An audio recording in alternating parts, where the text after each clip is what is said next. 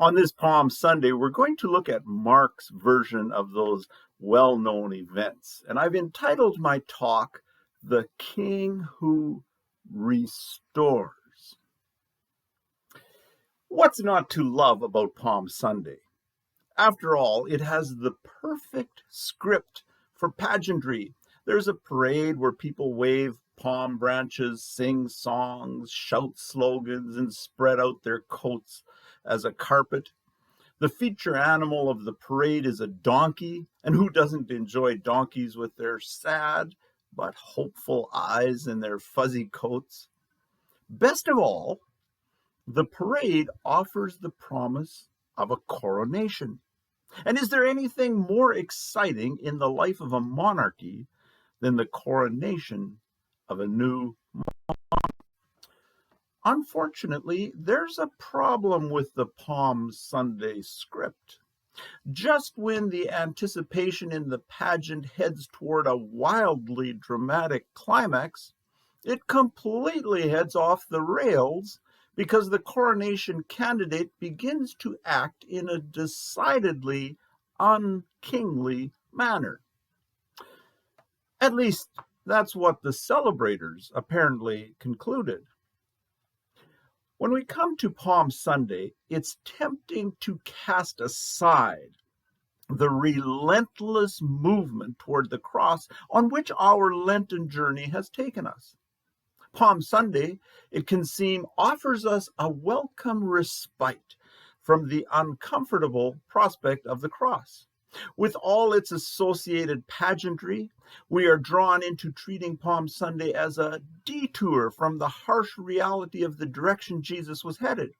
And as a result, it's not hard to celebrate Palm Sunday like a segment of literary comic relief that gives us a break before we return to the horror of the Passion story. Significantly, there is nothing in Jesus' prior statements that would even begin to hint about the prospect of some glorious interlude like the Palm Sunday parade.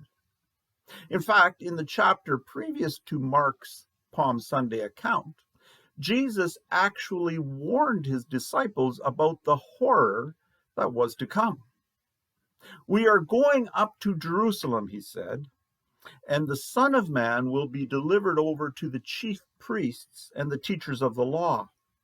They will condemn him to death and will hand him over to the Gentiles, who will mock him and spit on him, flog him, and kill him. There was no suggestion in those words that in the very next chapter there would be a celebratory parade. And yet, the four gospel writers, Matthew, Mark, Luke, and John, each recorded the great celebration which took place just a few days before Jesus' arrest. Listen to Mark's description of what happened. As they approached Jerusalem and came to Bethphage and Bethany at the Mount of Olives, Jesus sent two of his disciples, saying to them, "Go to the village ahead of you, and just as you enter it, you will find a colt tied there which no one has ever ridden. Untie it and bring it here. If anyone asks you, 'Why are you doing this?' say, 'The Lord needs it, and will send it back here shortly.' They went and found a colt outside in the street, tied at the doorway. As they untied it, some people standing there asked, 'What are you doing, untying that colt?' They answered as Jesus had told them to, and the people let them go. When they brought the colt to Jesus and threw their cloaks over it, he sat on it. Many people spread their cloaks on the road, while others spread branches they had cut in the fields. Those who went ahead and those who followed shouted, 'Hosanna! Blessed is he who comes in the name of the Lord. Blessed is the coming King of your father, David. Hosanna in the highest heaven.' Jesus entered Jerusalem and went into the temple courts. He looked around at everything, but since it was already late, he went out to Bethany with the 12.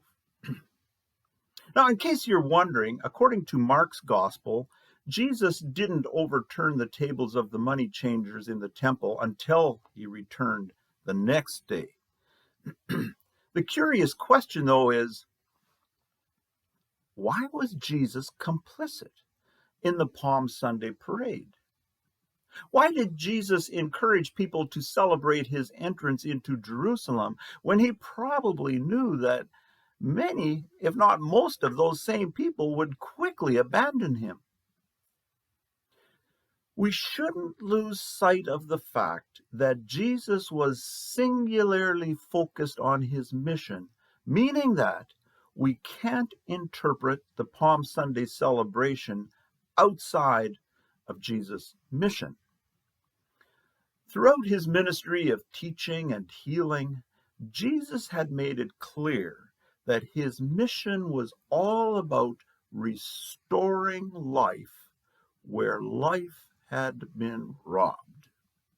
In his first recorded sermon, Jesus declared that he was the fulfillment of these words from the prophet Isaiah. The Spirit of the Lord is on me because he has anointed me to proclaim good news to the poor.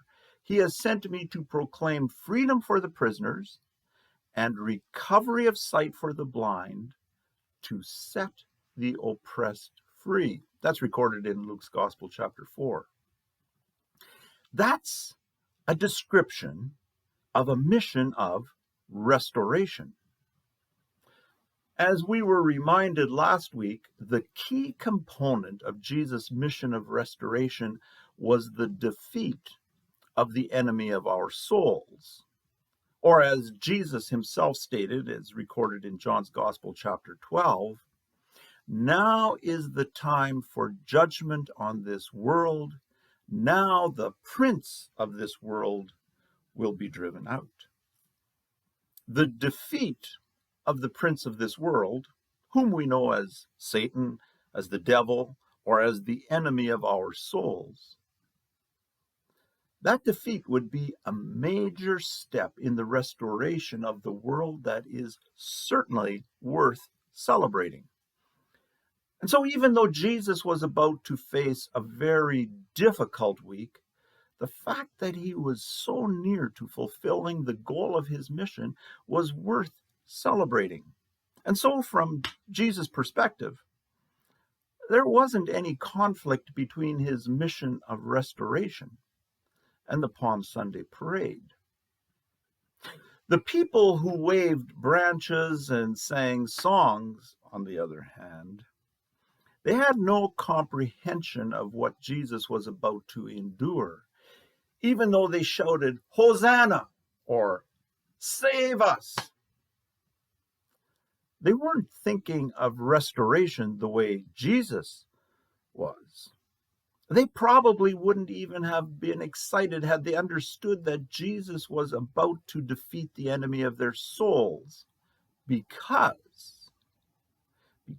they had attributed greater importance to much lesser enemies. Those lesser enemies were highly visible during Passover in the form of Roman soldiers.